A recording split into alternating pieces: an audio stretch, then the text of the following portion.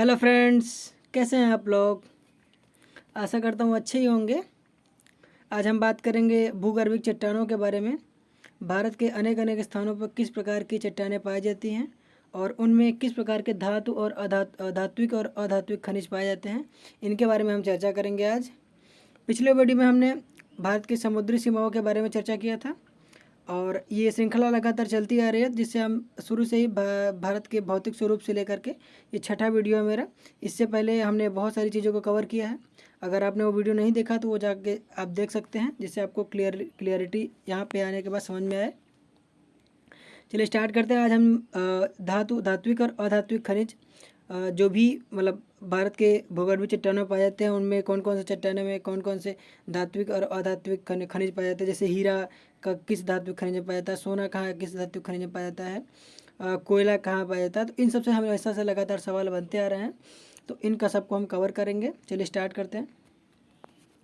अगर हम चट्टानों की बात करें तो भारत में जो भी चट्टानें बनी वो अलग अलग क्रम में, जैसे शुरू में कुछ अलग क्रम की चट्टानें थी, फिर उसके बाद में उनकी जो चट्टानों की बनने का क्रम है उसके बारे में अगर हम चर्चा करें तो इस तरह से सबसे हमारा जो सबसे पहले जो अर्कियन क्रम की चट्टानें बनी थी, ये सबसे पुराना चट्टान है।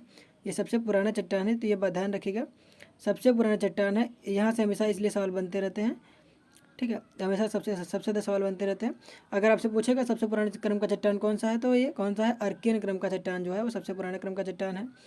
ये हमारा जो क्रम है ये बना हुआ है इन सब के आधार पर। ये लगातार इस तरह के चट्टानें जो अलग अलग काल में बनी हुई हैं, ठीक है। तो 6 चट्टानों का निर्माण हुआ है। पहले अर्कियन क्रम की चट्टानों का निर्माण हुआ है, फिर धारवाड़ क्रम की चट्टानों का निर्माण हुआ, फिर कुडप्पा क्रम की चट्टानों का निर्माण हुआ, फिर विंध्यन क्रम की चट्टानों का निर्माण हुआ, फिर गोंडवाना और फिर दक्कन ट्रैप, ठीक है। हम इनमें से जो इम्पोर्टेंट है, जहाँ से हमेशा से सवाल बनते आ रहे हैं, उन सबको आज कवर करेंगे और जो थोड़ा इम्पोर्टेंट नहीं है उनको छोड़ के चलेंगे, क्योंकि सारी चीज़ें हमको पढ़ना जरूरी नहीं है। हमको तो एग्ज़ाम पास करना है, तो एग्ज़ाम के मुताबिक ये हम काम करेंगे। चलिए देखते हैं कौन कौन से क्रम की चट्टानें थोड़ा मैप में कि कहाँ से किस तरह से पाई जाती हैं।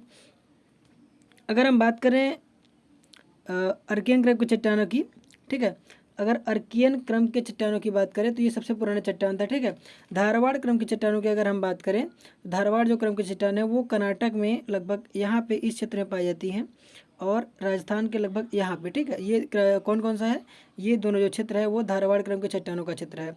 और अगर दक्कन ट्रैप की बात करें, दक्कन ट्रैप के अंतर्गत जो महाराष्ट्र का ये वाला पूरा भाग है, ये वाला जो अगर बात करें, ये वाला जो भाग है हमारा महाराष्ट्र का, ये दक्कन ट्रैप के अंतर्गत आता है, ठीक है। दक्कन ट्रैप के अंतर्गत आता है। उसके बाद में अगर हम कुडप्पा क्रम की चट्टानों की बात करें, कुडप्पा क्रम की चट्टानों की अगर बात करें तो ये वाला जो भाग है हमारा, ये कौन सा भाग है, ये कुडप्पा क्रम का चट्टानों का भाग है, ठीक है। विंध्यन क्रम की चट्टानों की बात करें तो मध्य प्रदेश का ये वाला जो क्षेत्र है हमारा, ये हमारा कौन सा है, ये विंध्यन क्रम की चट्टानों का भाग है, ठीक है। विंध्यन क्रम की चट्टानों में ही पन्ना में अभी हम पढ़ेंगे कि हीरा कहाँ पाए जाते हैं, तो इन सब के बारे में जब चर्चा करेंगे। और अगर हम बात करें गोंडवाना क्रम की चट्टानों की, गोंडवाना क्रम की चट्टानों की अगर हम बात करें तो गोंडवाना क्रम की जो चट्टानें होती हैं वो अक्सर नदी घाटी में पाई जाती हैं। तो इसलिए ये वाला जो क्षेत्र है, ये वाला जो क्षेत्र है, ये तीनों हमारा जो क्षेत्र है, जो महानदी, गोदावरी और दामोदर नदी का जो क्षेत्र है, ये तीनों यहाँ पे हमारा कौन किस क्रम की चट्टानें पाई जाती हैं, तो हमारी पाई जाती हैं गोंडवाना क्रम की चट्टानें, ठीक है। तो इस तरह से हम इन सब जो भी चट्टानों के क्रम हैं उनको देखेंगे और उनसे जुड़े जो भी महत्वपूर्ण तत्व हैं उनको भी देखेंगे। चलिए स्टार्ट करते हैं।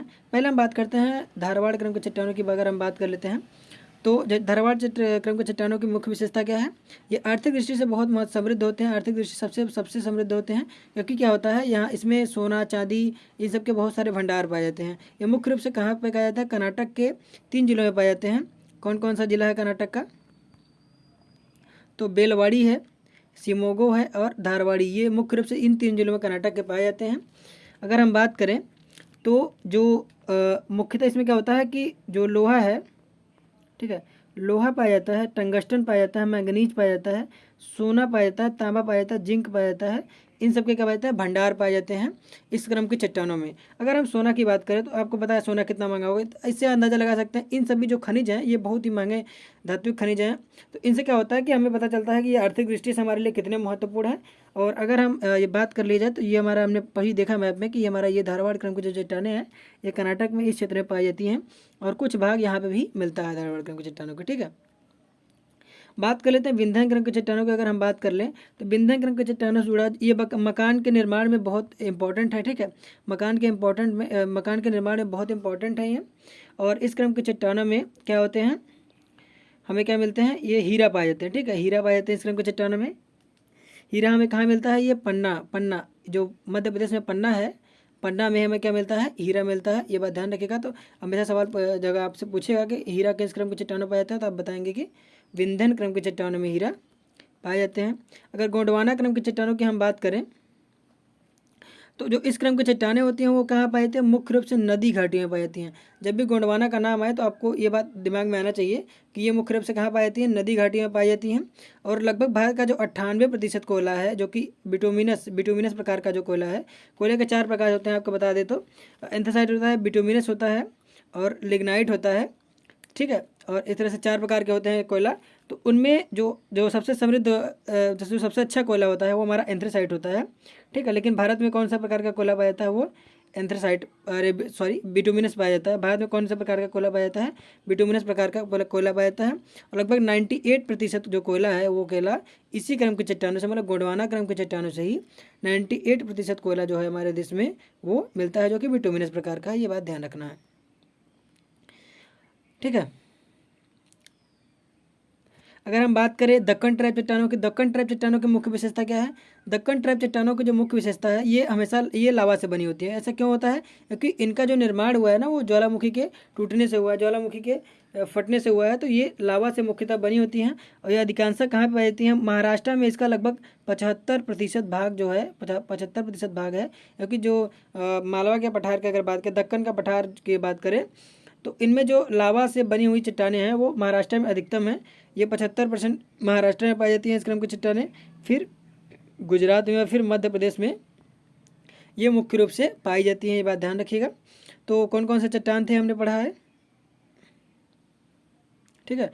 तो विंध्य क्रम की चट्टानों के बारे में हमने पढ़ा, धारवाड़ क्रम की चट्टानों में, जिसमें आप बता दें हम अगर मुख्य रूप से तो धारवाड़ क्रम की चट्टानों को आप अच्छे से लर्न कर सकते हैं, क्योंकि यहाँ से हमेशा सवाल आते रहे हैं।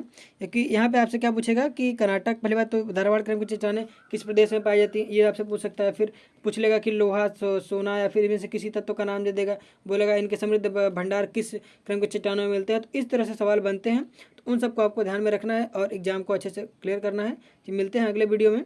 अगले वीडियो में हम बात करेंगे जो हिमालय से जुड़ी उत्पत्ति एवं विकास हैं, उनमें हिमालय से जुड़ी जो सारी दुविधाएं हैं आपकी, उन सबको इससे एकदम अच्छे से क्लियर कर दिया जाएगा। चलिए अगले वीडियो में मिलते हैं।